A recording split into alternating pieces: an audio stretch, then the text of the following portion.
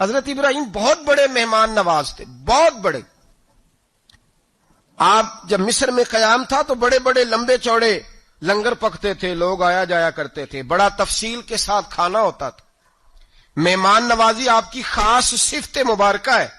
ہمارے ہاں بھی مہمان نوازی ہوتی ہے امیروں کی، بلکہ اب تو مہمان نوازی اس طرح کی ہے کہ کل تیری میرے پاس دعوت ہے اور پرسوں میری تیرے پاس ہے. وہی امیروں میں وہ چکر رہتا ہے، پارٹیاں دوست ایک دوسرے کو ڈالتے ہیں، تیری طرف پارٹی تیری طرف. اور اسی انداز میں اب یہ عید آئے گی نا، ٹکا پارٹیاں ہوں گی جگہ جگہ. اور لوگ سوال پوچھنے لگے ابھی سے، کہتے ہیں قربانی کا کتنا گوشت گھر رکھنا جائز ہے؟ قربانی کا کتنا گوشت گھر رکھنا جائز ہے؟ سارا ہی. جی اس لیے فریزر لے لے، فریج سے نہیں کام چلے گا. سارا ہی جائز گھر رکھنا، سارا ہی جائز ہے، رکھ لیں. او خدا کے بندے، قربانی وہ بندہ دیتا ہے جو سارا سال ہی گوشت کھاتا ہے. صحیح کہہ رہا ہوں؟ قربانی صاحب نصاب، صاحب استطاعت بندہ دیتا ہے نا، تو وہ سارا سال ہی گوشت، تو سارا گھر میں رکھنا بھی جائز ہے، لیکن سارا دے دینا بھی. تو جو آ رہی ہے اس پہ کیوں توجہ کرتے ہو؟ جو دوسرا جائز ہے اس پہ کیوں نہیں عمل کرتے؟ سارا تقسیم کر دیں، بات ختم ہوئی. یقین کریں، محرم میں جا کے دوست ٹیلی فون کر کے سوال پوچھتے ہیں، کہتے ہیں صاحب سنا ہے قربانی کا گوشت محرم میں کھانا جائز نہیں. میں کہ نہیں، ربیع الاول چ بھی جائز جے، رجب رمضان تک کھاؤ، کوئی بندہ نہیں منع کردا. اس لیے کہ کسی کو دینا تو پسند ہی نہیں، یا پھر اس میں سے جو خاص خاص چیزیں ہیں وہ اپنی فریج میں، اور باقی جو ہے وہ دوسروں کے لیے. یہ کیا طریقہ ہے ہمارا؟ اور اسی پہ عمل ہے. اللہ تبارک و تعالی ہمیں سمجھنے کی توفیق عطا فرمائے. حضرت ابراہیم بہت بڑے مہمان نواز تھے. صرف قربانی نہیں دیتے تھے، سارا سال بہت سارا لنگر، بہت سارا کھانا پینا، بہت ساری چیزیں جاری رہتی تھی. اور جتنے غریب لوگ تھے فلسطین کے، ان کو پتا تھا کہ حضرت ابراہیم علیہ الصلوۃ والسلام کا لنگر جاری ہے. فلسطین میں جب آپ کا قیام تھا، ایک دفعہ ڈھیروں مہمان آ گئے اور کھانے کو کوئی چیز نہیں. حضرت سارہ اور جناب ہاجرہ دونوں اس وقت موجود تھیں. وہ کہنے لگی ابراہیم بہت سارے مہمان آ گئے تو کیا کریں؟ جناب سارہ کہنے لگی کس طرح کر کے ان کی مہمان نوازی کرنی؟ اور حالات یہ ہے کہ قحط پڑا ہوا ہے فلسطین میں، مصر میں، دور دراز علاقوں میں. تو حضرت ابراہیم کہنے لگے یہ اللہ کے مہمان ہیں اور ہمیں رب کریم کا بندہ سمجھ کے آ گئے، اللہ ہی بندوبست کرے گا. فرمانے لگے میرا مصر میں ایک دوست ہے، وہ قحط کے دنوں میں غلہ جمع کر لیتا ہے، میں اس کی طرف پیغام بھیجتا ہوں، مجھے امید ہے وہاں سے غلہ ملے گا. 2-3-5 اونٹ والے غلام بلائے اور ان کو کہا کہ جاؤ غلہ لے آؤ مصر کے دوست سے. وہ لوگ کہتے ہیں ہم غلہ لینے گئے، وہاں جب پہنچے تو حضرت ابراہیم خلیل اللہ علیہ السلام کا پیغام دیا تو آپ کا وہ دوست کہنے لگا غلہ تو بے شمار تھا، مجھے خبر نہیں تھی کہ حضرت ابراہیم کا پیغام آئے گا، تو میں تو سارا تقسیم کر چکا ہوں، لوگ لے گئے، اب تو کوئی شے نہیں. اب وہ خالی آ گئے، 5 کے 5 اونٹ. جب خالی آئے تو حضرت ابراہیم کی حویلی کی دیواریں چھوٹی چھوٹی تھیں. ان غلاموں میں سے، خادموں میں سے، آپ کے ان چاہنے والوں میں سے ایک کہنے لگا یار وہ غریب تو انتظار کر رہے ہوں گے کہ غلہ لینے گئے ہیں، ہمیں روٹی ملے گی. چھوٹی چھوٹی دیواریں ہیں، وہ جب دیکھیں گے نا خالی آ گئے تو انہیں تکلیف ہوگی. اس طرح کرو بوریوں میں ریت بھر لیتے ہیں، ریت بھر کے لے جاتے ہیں، بعد میں اندر رکھ کے انہیں سمجھا بہلا لیں گے یا حضرت ابراہیم کو بتائیں گے، وہ خود ہی ان لوگوں کی دل جوئی فرمائیں گے. اب غلہ کی جگہ ریت بھر کے اونٹوں پہ رکھ کے لائی گئی. لا کے بوریاں جب رکھ دی گئیں، حضرت ابراہیم علیہ السلام دوپہر کے وقت آرام فرما رہے تھے. بی بی سارا اٹھی، کہتی ہیں جب میں نے دیکھا نا کہ بوریاں پہنچ گئی ہیں تو گئی، غلام کو ساتھ لیا اور اس کو جب کھولا نا تو کہتی اتنی حسین گندم میں نے پہلے کبھی دیکھی نہیں تھی، اتنا پیارا دانا میں نے کبھی ملاحظہ ہی نہیں کیا تھا. فرماتی ہیں جب اس کو پیس کر چکی میں روٹیاں پکائیں تو خوشبو دور دور تک پھیل گئی، اعلیٰ غذا بنی، بڑے بڑے کھانے بیبیوں نے مل کے پکائے، چن دیے گئے. حضرت ابراہیم اٹھے تو لوگ کھانا کھا رہے، سجدہ شکر ادا کیا، اور جب سجدے میں گئے تو وحی آنے لگی، پھر رونے لگے. جب پلٹ کر باہر تشریف لائے تو جناب سارا کہنے لگی ابراہیم تمہارا مصری یار بڑا اچھا ہے، اس نے اتنی اعلیٰ گندم بھیجی ہے کہ اتنی تو میں نے پیاری گندم کبھی دیکھی نہیں. جناب ابراہیم مسکرائے، فرمانے لگی سارا یہ مصری یار نے نہیں بھیجی، یہ میرے عرشی یار نے بھیجی ہے، یہ میرے عرشی یار نے بھیجی ہے. بھائی مہمان نوازی مزاج تھا. لٹا دینا مزاج تھا، دوسروں کی اشکشوئی مزاج تھا۔ حضرت ابراہیم علیہ السلام کا طریقہ ہے قربانی، حضور نے ان کا طریقہ بیان کیا۔ اگر سال کے بعد قربانی دینا ان کا طریقہ ہے تو سارا سال غریبوں کو روٹی دینا بھی حضرت ابراہیم کا طریقہ ہے، سارا سال غریب کی نوکری کرنا یہ بھی حضرت ابراہیم کا طریقہ ہے، بھوکے کو کھانا کھلانا یہ بھی۔ میرے مصطفیٰ کریم سید عالم صلی اللہ علیہ وسلم سے صحابہ نے پوچھا حضور بہترین مسلمان کون ہے؟ بہترین مسلمان؟ تو حضور نے فرمایا جو سلام لینے میں پہل کرے اور غریب کو روٹی کھلانے میں سب سے اچھا ہو، وہ بہترین مسلمان ہے، زبردست مسلمان۔ ہمارے ہاں دعوتیں ہوتی ہیں تو امیروں کی، افطاریاں ہیں تو امیروں کی، اور میرے مصطفیٰ کریم علیہ السلام نے فرمایا بدترین دعوت ہے جس میں امیر بلائے جائے غریب نہ بلائے جائے، وہ بدترین دعوت۔ حضرت ابراہیم کا طریقہ رہا ساری زندگی مہمان نوازی۔ اور دوسرا ان کا مزاج تھا، اللہ سے پیار ہو گیا تھا نا، جب رب کریم سے محبت ہوتی ہے نا اور محبت کا احساس ہوتا ہے دل میں، پھر سجدے لمبے ہوتے ہیں۔ عام آدمی تو نماز بھی نہیں پڑھ سکتا، جس سے خدا سے محبت ہوتی ہے وہ تہجد بھی نہیں چھوڑ سکتا۔ وہ یہ محبت کی بات ہے نا، جس کو پیار ہوتا ہے اس کی تہجد بھی ہے، اس کی اشراق بھی ہے، چاشت بھی ہے، اس کے عمرے بھی ہیں، اس کے حج بھی ہیں، اس کے بار بار کعبۃ اللہ کے دیدار بھی ہیں۔ یہ محبت الہی ہے، جوش مارتی ہے۔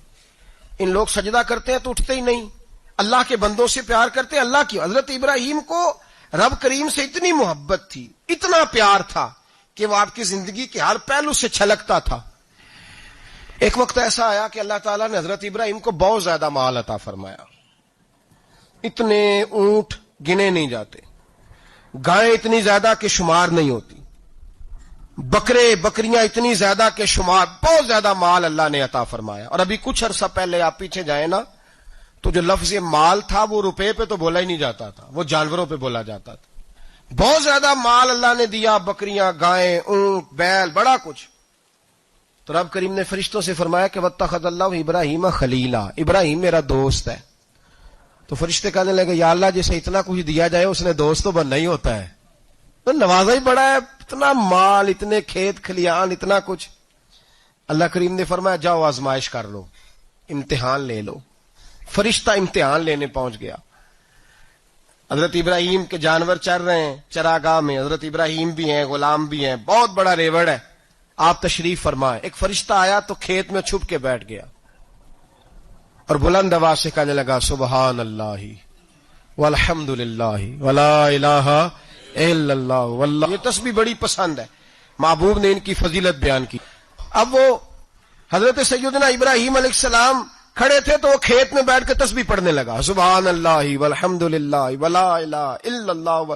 حضرت ابراہیم کہنے لگے یہ میرے رب کا نام کون لے رہا ہے؟ بڑی اس کی میٹھی آواز ہے، بڑی، کون ہے؟ ڈھونڈنے لگے، گھومتے گھومتے اس کے پاس چلے گئے، فرشتہ انسانی شکل میں۔ تو میرے رب کا ذکر کر رہا تھا؟ اس نے کہا میں ہی کر رہا تھا۔ فرمانے لگے یار ایک دفعہ پھر نہیں کرتا؟ تو کہنے لگا ابراہیم پہلے تو میں اپنی مرضی سے کر رہا تھا، تو کہتا ہے تو پیسے لگیں گے، پیسے ہیں تو کر دیتا ہوں۔ حضرت ابراہیم کہنے لگے بول تو کیا لے گا؟ میرے اللہ کا ذکر سنانے کا کیا لے گا؟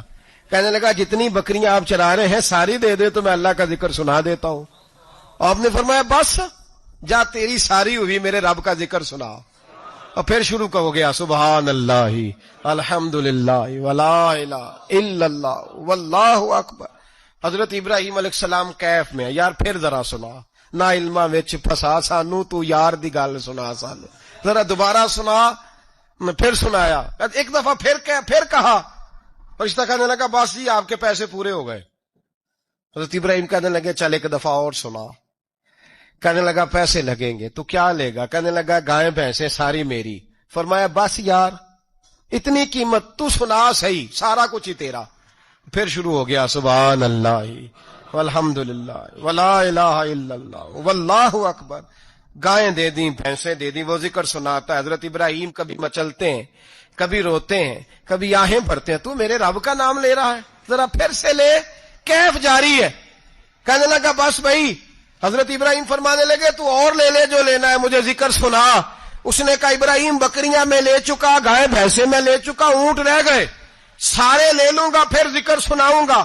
فرمایا جا تیرا ہوا تو ذکر سناتا رہ، میں دیتا ہوں۔ دے دیا، کچھ دیر ذکر کیا تو اب خاموش ہو گیا۔ حضرت ابراہیم خلیل اللہ علیہ السلام فرمانے لگے ذکر سنا. کہنے لگا ابراہیم اب تیرے پاس دینے کو کیا ہے, ہر چیز تو میں لے چکا. آپ فرمانے لگے یہ گائے بھینسیں بکریاں چرانے کے لیے تجھے کوئی نوکر ملازم بھی تو چاہیے نا, تو اس طرح کر مجھے رکھ لے, میں روٹی نہیں مانگوں گا, کھانا نہیں مانگوں گا, تو اللہ کا ذکر سناتا رہنا, میں تیرے جانوروں کی نوکری کرتا رہوں گا. حضرت ابراہیم علیہ السلام نے جب یہ کہا نا, فرشتے کی آنکھوں میں آنسو آ گئے. تر دامنی پہ شیخ ہماری نہ جائیے, ہم دامن نچوڑ دیں تو فرشتے وضو کریں. فرشتہ رو پڑا اور کہنے لگا ابراہیم مجھے سینے سے لگاؤ, آپ واقعی اس قابل ہے کہ اللہ آپ کو اپنا دوست بنائے, واقعی اس قابل ہے کہ رب آپ کو اپنا. حضرت ابراہیم علیہ السلام کا خدا سے محبت کرنے کا نرالا انداز. اور میرے بھائی یہی محبت انہیں میرے مصطفیٰ سے بھی تھی. ایک نبی گھر بنا رہا ہے, دوسرا بنوا رہا ہے. حضرت اسماعیل علیہ السلام پتھر اٹھا اٹھا کے لا رہے ہیں, جناب ابراہیم بنا رہے ہیں. جب خانہ کعبہ بن گیا تو کہنے لگے ربنا وابعث فیہم رسولا, اے اللہ اب اسے بسانے کے لیے اپنا آخری رسول بھی عطا فرما. نبی پاک فرماتے ہیں میں دعا ہوں حضرت ابراہیم کی. یہ قربانی حضرت ابراہیم کا طریقہ ہے. دو ہمارے پاس ویسے اگر سسرال میں, میکے میں, کزنوں میں کچھ شادی ہو جائے تو 50-60 ہزار کا خرچہ برابر ہے, وہ پکا ہے. اور قربانی کی باری غریب ہو گئے, سارے غریب ہو گئے, کہتے نہیں یہاں مشکل ہے. او خدا کے بندے, اللہ کے ساتھ تجارت کر, اس کے رستے میں ایک دے گا, رب تجھے 70 گنا اضافہ کے ساتھ عطا فرمائے گا. قربانی مال کے نصاب پہ ہے. کوشش کیا کریں کہ اللہ کے رستے میں جب دینا ہو پھر لیت اللہ سے بچیں, خوبصورت جانور لائیں. جن کو اللہ نے توفیق دی ہے ان کے لیے نصیحت ہے, جن کو اللہ نے توفیق دی. میں نے اپنے حضرت صاحب کو دیکھا ہے, وہ کہتے تھے کئی جانور اللہ نے بڑا نوازا ہے. کہتے ایک میرا ہے, ایک میرے ماں کا, ایک میرے باپ کا ہے, ایک میرے فلاں استاد صاحب کا, ایک میرے پیر صاحب کا ہے. یہ جانور غوث اعظم جیلانی کا نام کا دے رہا ہوں. اور پھر ایک بڑا خوبصورت جانور بندہ ہوتا اور حضرت خود ان کو چارہ ڈال رہے ہوتے, تو حضور یہ کیا ہے؟ فرمانے لگے یہ میں رسول اللہ کے نام پہ قربان کروں گا, یہ نبی پاک کے نام پر قربان کیا جائے گا. جن کو اللہ نے حیثیت دی ہے وہ کوشش کریں اپنے محبوب کی طرف سے بھی قربانی کریں, نبی پاک کے نام کی قربانی دے. خوبصورت سا جانور پیارا, پھر اس کی خدمت ہو, پھر اس کی قربانی دی جائے اور نبی پاک کے نام پر قربانی دی جائے. حضور نے خود وصیت فرمائی حضرت ابو بکر صدیق کو, قربانی بڑا حسین عمل ہے. اور میرے نبی پاک صلی اللہ علیہ وسلم نے ناراضگی بھی فرمائی, ذرا خوگر حمد سے تھوڑا سا گلا بھی سن لے. میرے حبیب نے فرمایا جو طاقت کے باوجود قربانی نہ کرے وہ ہماری عیدگاہ میں عید کی نماز پڑھنے نہ آئے, وہ نہ آئے. اور یا رسول اللہ جو کرے گا, فرمایا قربانی کے جانور کا خون کا قطرہ بعد میں زمین پہ گرے گا, اللہ اس کے سارے گناہ پہلے معاف فرما دے گا, اللہ اس کے سارے گناہوں کو بخشے گا. قربانی کریں, خوبصورت انداز میں کریں, اللہ کی رضا کے لیے. بزرگوں نے لکھا ہے 3 حصے کرو گوشت کے, ایک گھر میں رکھو, ایک رشتہ داروں میں بانٹو, پڑوسیوں میں بانٹو, اور تیسرا فقط غریبوں کو دو. لیکن میں اکثر یہ سوچتا ہوں کہ ہمارے ہاں قربانی کرتا ہی وہ ہے جن کے گھر میں ہر جمعرات کو چھوٹا گوشت پکتا ہے, اور جن کے گھر میں ہفتے میں 3 دفعہ مرغی کا گوشت پکتا ہے, وہی تو قربانی دینے کے قابل ہوتے ہیں. تو وہ بھی اگر قربانی کے بکرے میں سے بھی تیسرا رکھنا چاہیں تو اجازت تو ہے, میں نے کہا سارا رکھنے کی بھی اجازت ہے. لیکن اگر آپ مہربانی کریں, کوشش کریں کہ یار ہم تو سارا سال ہی کھاتے ہیں, اور ہمارے یہاں جو گوشت تقسیم ہوتا ہے نا وہ بھی باری لگی ہوئی ہے, ادھر سے پلیٹ آئی تھی گوشت کی تو ادھر سے بھر کے چلی گئی. بھئی اس نے کی ہے, اس کو بار بار گوشت دینے کا کیا مطلب ہے؟ آپ یہ دیکھیں عزیزوں میں, رشتہ داروں میں, اور میں اگر تھوڑا سا آپ کی توجہ کرانے میں کامیاب ہو جاؤں تو سفید پوش لوگوں کو دیکھیں. کچھ سفید پوش ہیں, سفید پوش جن کے اوپر قرضے ہیں, بیماریوں نے جکڑ لیا ہے, گھر میں بڑے بڑے سخت مریض آ گئے ہیں, سفید پوش پہلے دیا کرتے تھے. آپ ان سے پوچھتے ہیں صاحب قربانی, تو بات کو ٹالتے ہیں. وہ کہتے ہیں سوچ رہا ہوں کوئی حصہ ڈال جائے, پردہ پوشی کرتے ہیں, کہتے ہیں کہیں حصہ رکھا ہوا, پردہ پوش. اکثر وہ لوگ قربانی نہیں دے پاتے, اکثر دیا کرتے تھے اب نہیں دے پا رہے. کیوں؟ اس لیے کہ مشکلات ایسی آ گئیں. ان لوگوں کا خیال کریں, ان کے گھروں تک گوشت پہنچا کے آئیں, ان پر توجہ کریں. وہ سفید پوش آدمی کبھی ذکر نہیں کرے گا. کچھ تو ایسے ہیں جو خود پہنچ جاتے ہیں کہ ہمیں گوشت دیا جائے, لیکن کچھ سفید پوش ہیں لا یسألون الناس الہافا. اللہ فرماتے کچھ لوگ لپٹ لپٹ کے سوال نہیں کرتے, سفید پوشی کا بھرم رکھتے ہیں, کا مزاج نہیں. ان کی طرف دیکھیں, اپنے رشتہ داروں کو دیکھیں, خاص کر ان رشتہ داروں کو دیکھیں جن کا آپ کو پتا ہے کہ غریب ہیں، مجبور ہیں، ان کے گھروں میں گوشت بھیجیں. غریب بیٹیوں، غریب بہنوں کا خیال کریں، اس طرف متوجہ ہوں، ان کے ساتھ اس نے سلوک کریں، اس طرف آپ لوگ خیال کریں. اللہ ہمیں سمجھنے کی توفیق عطا فرمائے.